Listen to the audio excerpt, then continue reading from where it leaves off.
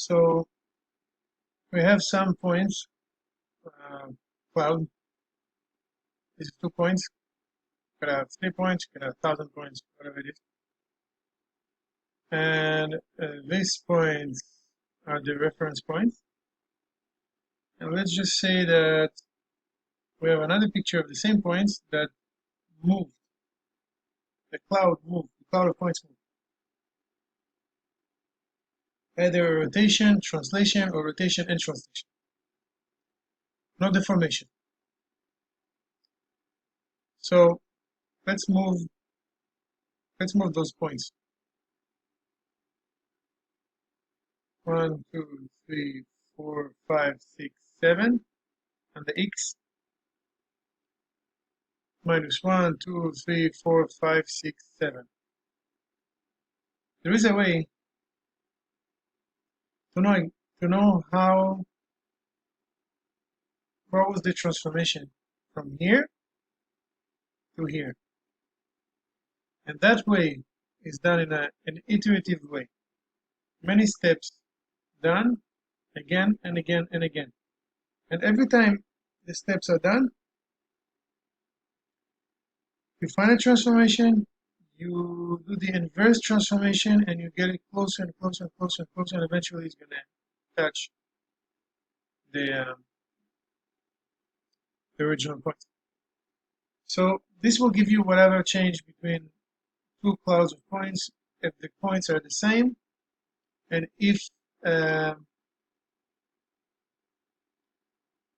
was a transformation and rotation or translation. Suppose you have 3 points. 1, 2,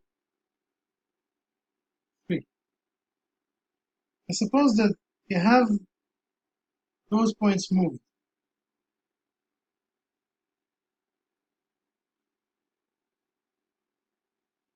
One, 2, 3. And you want to use the iterative closest point.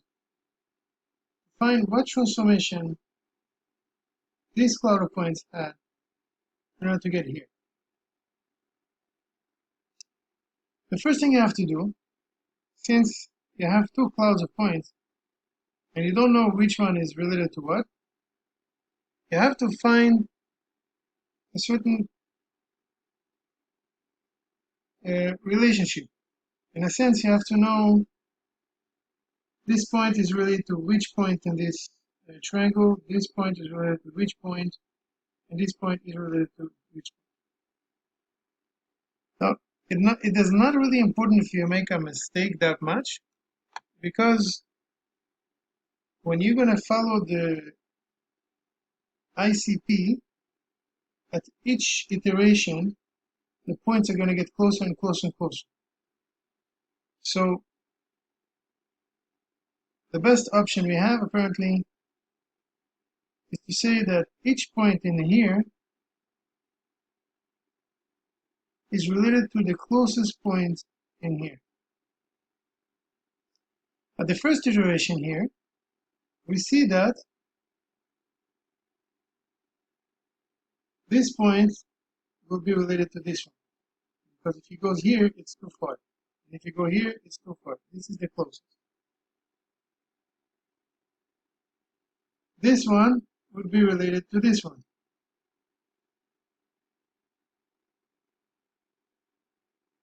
This one will also be related to this one.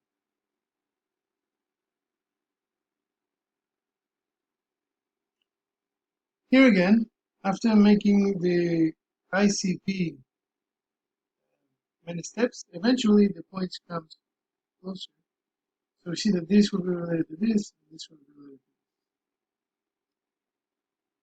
Because those are the closest points. The formula to know what is the distance between this point to that point, this point to that point, this point to that point. let's say that this is A,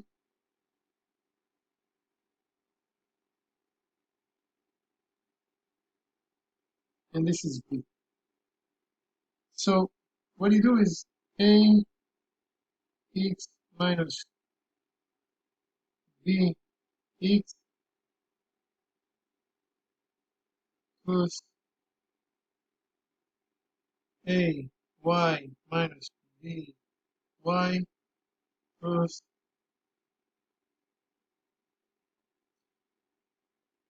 A z minus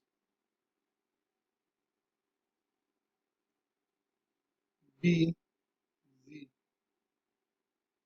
Now, normally you would do square root, but in this case the square root is not necessarily a thing because you're looking for a distance. So you're going to compare this to that and this to that and this to that. You're never really interested in the real distance. You just want to know which one is the closest. So I don't think you need to know the square root. Besides, square root takes a long time to calculate. After you've calculated the relationship between this cloud to this cloud, you need to find in each cloud the geometric center. How do you do the geometric center? Well, it's the number of elements from 1, let's say this is the element, and that's the index, right? He would be 1, 2, 3, or A, B, C, whatever it is. And that will give you the geometric center. For example,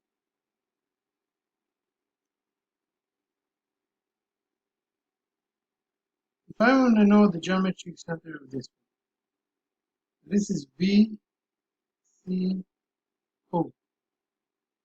I'll do B, X plus C, X plus O, X divided by 3, and that will give me the geometric center of this cloud for the X axis. Same thing with Y.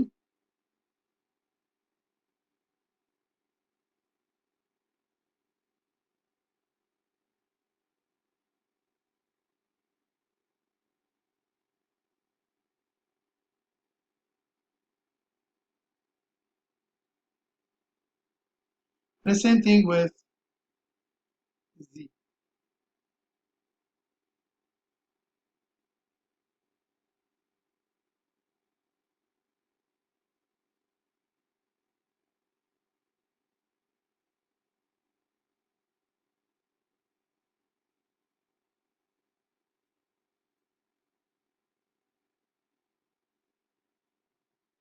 So basically, this is the formula. This is how you do it for each one. This is a point, which is a vector.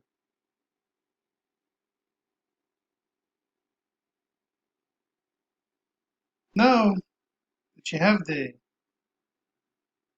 geometric center for this cloud, you have to do the same thing for that cloud. I'm not going to do it, but it's the same formula. You'll have for this cloud and for that cloud. After you calculated the geometric center, you want to move the clouds, I guess in a copy in a memory or something, to the center. How do you move the cloud to the center? Well, you're going to generate a matrix. A matrix is going to look like this. Let's say this is let's say this is L,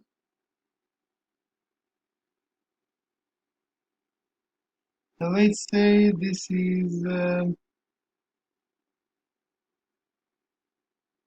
M.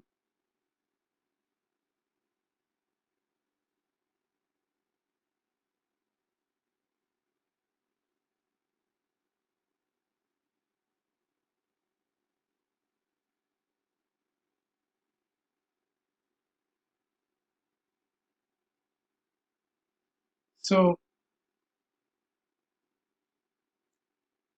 this is L. LC will be like L center. You could call it whatever you want. But just want to make it easier for you to understand it. So let's call this LC. The same cloud but centered will be a matrix where you'll have, after you center this, right? I'm going to show you how to center it, but after you center this, you'll have x1, this is 1, 2, 3, y1, z1, x2, y2, z2, x3, y3, z3, and so on. If you have more points, it's going to continue that direction to fill up the matrix. But remember, each row represents an axis. So the x1, y1, z1. That's 1 point. p1, 2, p3, and so on. Pn.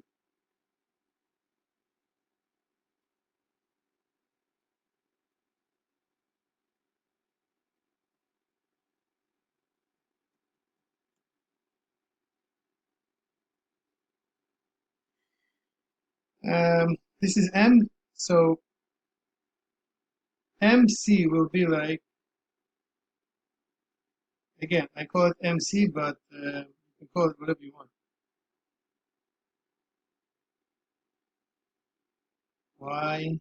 Y1, X1, Y1, Z1, X2, Y2, Z2, X3, Y3,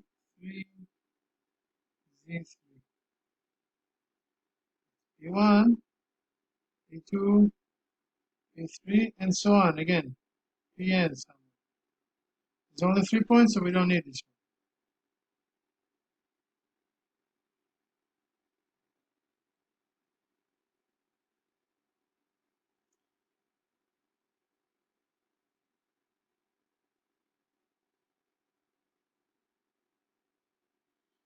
Now, how do you move this cloud to the center? What transformation should you do in order from here to get to this? After you move everything in like 3 rows. Well, it's very simple. What you have to do is to take each point. Let's say this is 1, right? P1.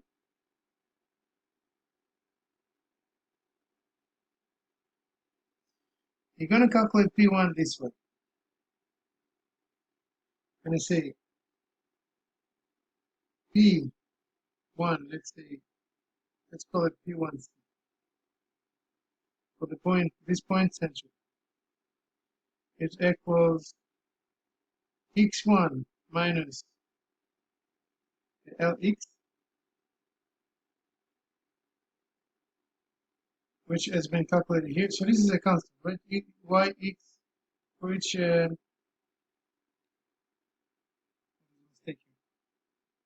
this is divided by n, right? Because L thing is a vector of x, y, and z, which means at the end you only have 1 point, which is the center of the cloud. So you do x1 minus the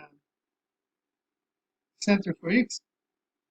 You do y1 minus the center for y, because this has only 3 variables. And you do z1 minus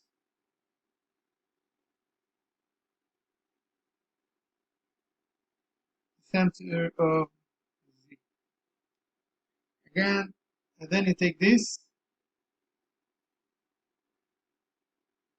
and you use it the same for 2,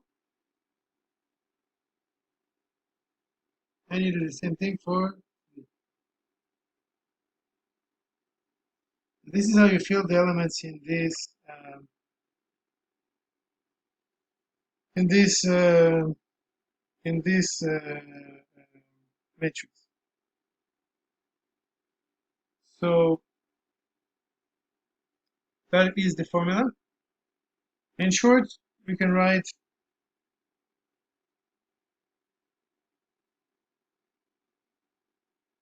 just erase this.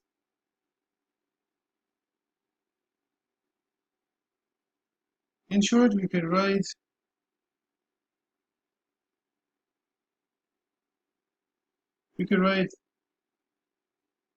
LC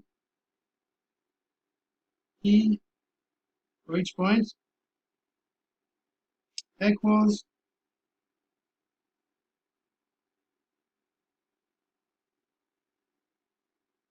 L E point in question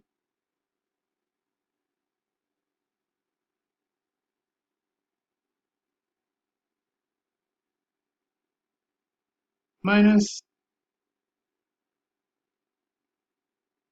the geometric center, which is 1 for the whole cloud. You do the same thing for the other cloud, the one that represents the points that moved. So that will be M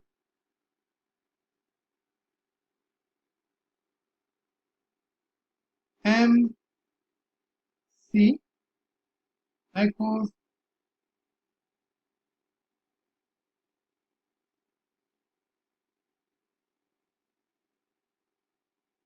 MCE.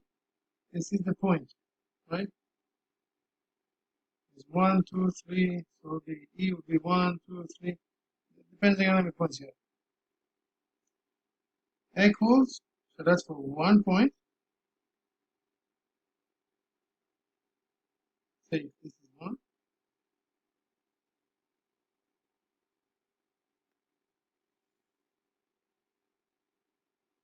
MI minus M, or M center. Again, this formula for the M is the same. Just put M here, and you're okay. That'll be M.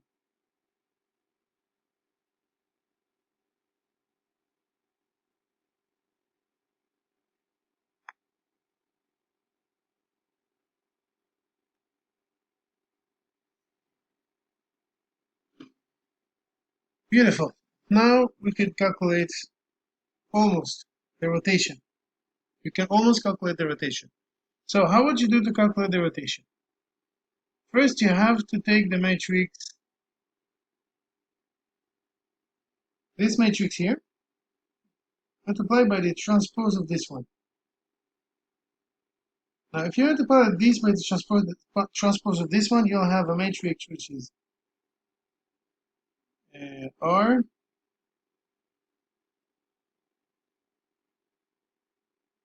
this is 1, 2, 3, and this will be transposed. So it'll be x1, y1, z1 by 3.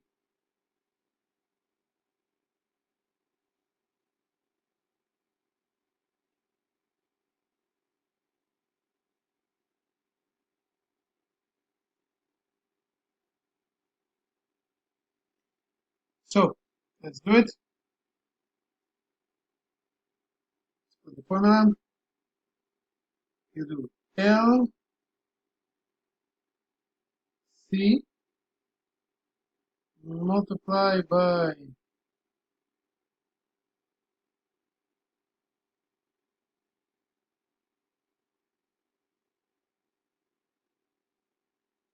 M C transpose, which give you a matrix of air 3 by 3. You take that and you find the SVD. So the SVD of this, which will give you U, this Greek letter, and V transpose.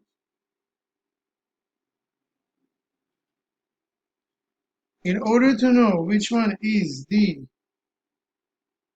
by the way, before we continue, this is R3, this is R3, and this is R3. It's finished. Once you did this multiplication, you end up only with 3 by 3. Life becomes so nice and so simple at that point. Just try to do the multiplication, you'll see. So this is a 3 by 3 matrix, this is a 3 by 3 matrix, and this is a 3 by 3 matrix. Transpose, this is a square matrix, so it stays 3 by 3. And what you're going to do in order to find the rotation is that R, the rotation, is equal V multiplied by the transpose of U. This is the rotation.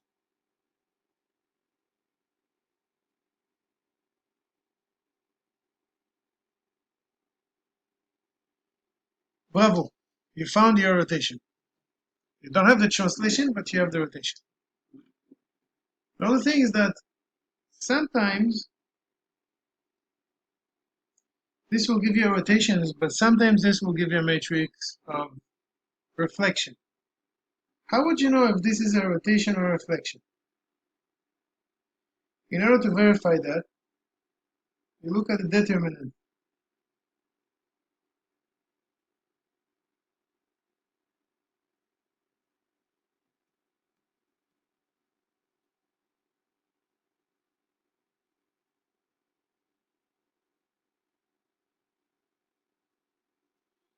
You look at the determinant of R. Now, there's going to be two possibilities.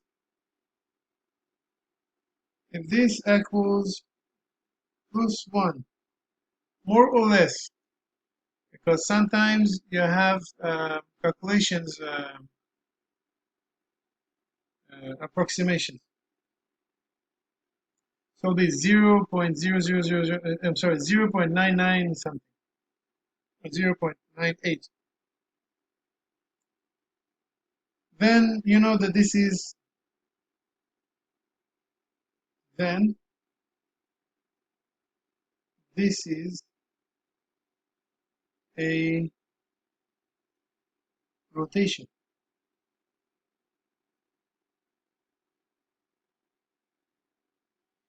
But if the determinant is minus 1, then this is a reflection.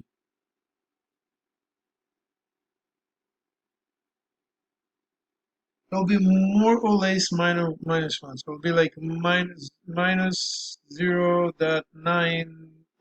or 99 or something like that. Sometimes you'll have exactly 1, but depending on the language you use, like C++ or whatever it is. So another question is, if you have a reflection, you can't use that. That That R is not good anymore. It's not a rotation, it's a reflection. You want the rotation. So in order to fix that, you need to make a change in V. So V is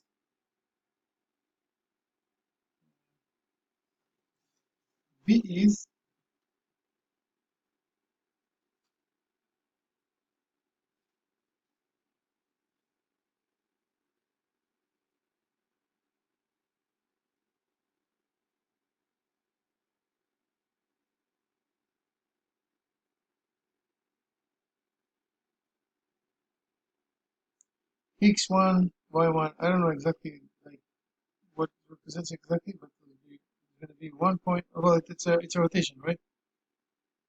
It's a transformation, rotation,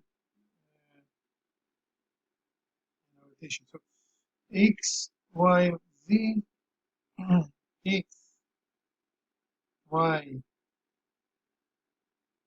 z, and x, y, z. You go back to this point, and before you do this transformation, this multiplication, you just transfer those values to minus. So you have x3 minus y3 minus z3. And then you redo this calculation, and this will give you a plus for rotation.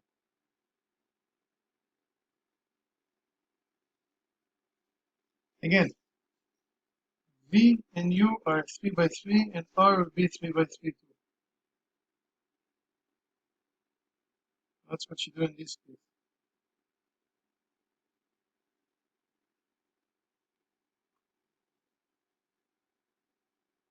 Let's make it better. If you have this case, you should have minus. Recalculate here. So now that you have your rotation, let's find the translation. The translation is very simply done by taking the center of mass of your original point. I'm sorry, taking the center of mass of your modified points. This is a number minus the rotation multiplied by the geometric center of the original. This is x, y, z. This is number. This is matrix.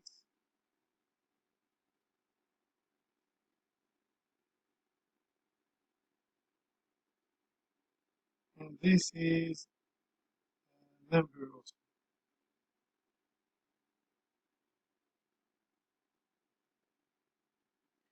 And to put it very concise,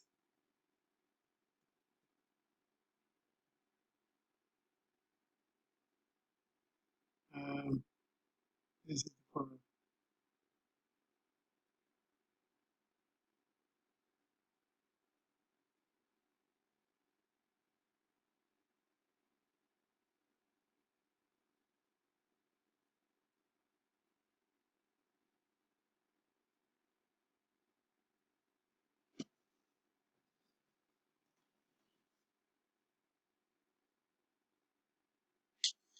Now that you finish all this, all you want is to have a big matrix, which will be the R.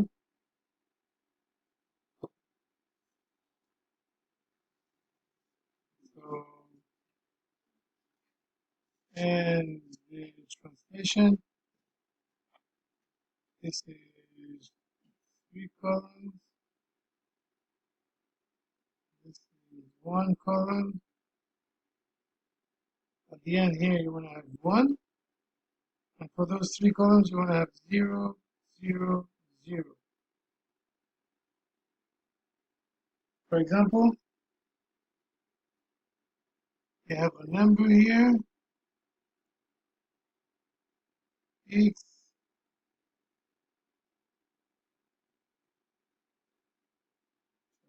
r, x1, r, x, y1, r, y, I, z1, and you'll have 0 here. This will be r, x2, r, y2, r, z3. And this will be 0 here. This will be r, x3, r, y3, r, z3. Okay? Here's 0, 2. This will be translation x, translation y, translation z. And here you have 1. So now you have it. The only thing is that if you want to make a, like, take this cloud and put it back where there, you have to put minus here.